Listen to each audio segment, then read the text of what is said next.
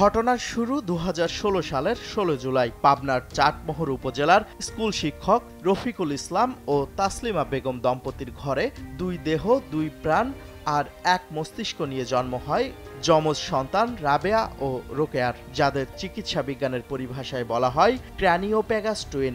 সুখের সংসারে নেমে আসে অসহায়ত্ব আর ভয়। প্রত্যন্ত গ্রামের শিশু দুটির অসহায়ত্বের সঙ্গী হন প্রধানমন্ত্রী শেখ হাসিনা। তারপর ২০১৯ সালের ১ আগস্ট ৩৩ ঘণ্টা ব্যাপী প্রথমবারের মতো ঢাকার সিএমএইচে এই বিরল অপারেশনটি সম্পন্ন হয়, যা বিশ্বে ১৭তম।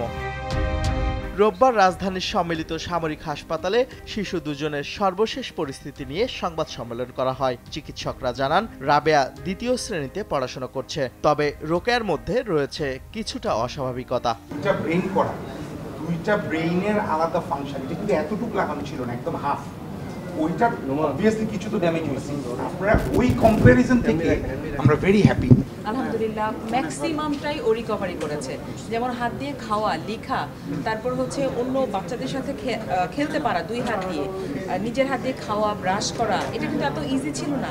রাবেয়া ও রোকেয়ার অপারেশন পরবর্তী চিকিৎসা এখনো চলমান, যা আমাদের দেশি ও বিদেশি বিশেষজ্ঞ চিকিৎসকগণ এবং মাননীয় স্বাস্থ্যমন্ত্রী, সর্বোপরি মাননীয় প্রধানমন্ত্রীর নিবিড় তত্ত্বাবধানে সম্পাদিত হচ্ছে।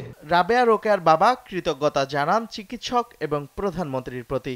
ধন্যবাদ জানাই বাংলাদেশ সেনাবাহিনীকে, যারা সার্বক্ষণিক আমাদের চিকিৎসার ব্যবস্থা করে যাচ্ছে। ঢাকা মেডিকেল, শিশু হাসপাতাল, নিউরোসায়েন্স, সবাই যারা এই কাজের সাথে সংশ্লিষ্ট আছেন, সকলকে আমি আমার অন্তঃস্থল থেকে ধন্যবাদ জানাই। আর স্বাস্থ্যমন্ত্রী চিকিৎসক দলের প্রতি কৃতজ্ঞতা জানিয়ে বলেন, এ ধরনের সফলতার মাইলফলক দেশের চিকিৎসা সেবার প্রতি জনগণের আস্থা ফিরিয়ে আনবে। আমি মনে করব যে এটা কারো একার কৃতিত্ব না, এটা প্রতিটা মানুষ, এখানে বহু আছে, আমি সবার নাম বলে শেষ করতে পারবো না। চিকিৎসা দেওয়ার আগ পর্যন্ত আমরা সবাই যে যার ধর্মের উপর এলাকাতে দোয়া চাচ্ছিলাম যে আমরা যেন পারি। দ্যাট ওয়াজ মানে ওই রাত্রির কথা আমি কোনোদিন ভুলবো না। আমি ভোর ৫টায় ওনাদের ক্যান্সার ডিপার্টমেন্টে গিয়ে ঘুমাই ওখানে একটা বেডে।